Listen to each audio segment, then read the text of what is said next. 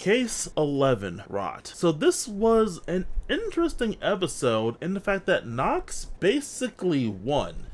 Let's start from the beginning of the scheme, starting with the Dreamer, who isn't really an art collector, but in fact he's an art forager who painted the current 3 paintings on commission from Nox himself, or his civilian identity. Nox then donates these paintings to trigger the Dreamer's subconscious, as well as his fear of being caught as a forager, to start the nightmare off to begin with. He then steals the paintings in the dream and uses their secret to use the Dreamer's subconscious to access a replica of a room in reality so he can get his hands on his new driver / toy. So that's honestly a pretty clever plan, on top of using somebody's own subconscious to create a replica of a room in reality. Overall, it's all coming up Nox, and we'll see the end results of that next episode. Outside of the stuff with Nox, there's also an interesting conflict between Baku and Zero about their missions, as Zero wants to prioritize the main mission goal of protecting the national secret or getting it back, while Baku wants to prioritize the Dreamer overall. But I kind of think Zero's being kind of dumb here. Like, I get it, the national secret's important and all that stuff, but you can't really ignore the nightmare. Best case scenario, in this case, the Dreamer could die, and then they lose access to the dream entirely. Worst case, again, the Dreamer dying is the best case. Worst case, the nightmare opens the last door, and then an incredibly dangerous nightmare breaks into reality to spread more nightmares and put more people in danger. Never mind the fact this is the mold nightmare, and who knows how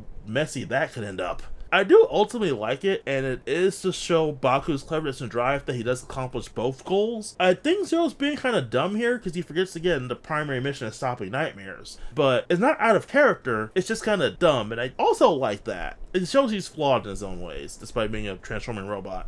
Overall, I do really like this episode. The fight against the mold nightmare using the Wonder Capsule is also pretty cool. You do some Ant-Man shit there. And so with this arc ramping up towards its close, I have to say, really am liking everything right now. I hope it keeps up this momentum.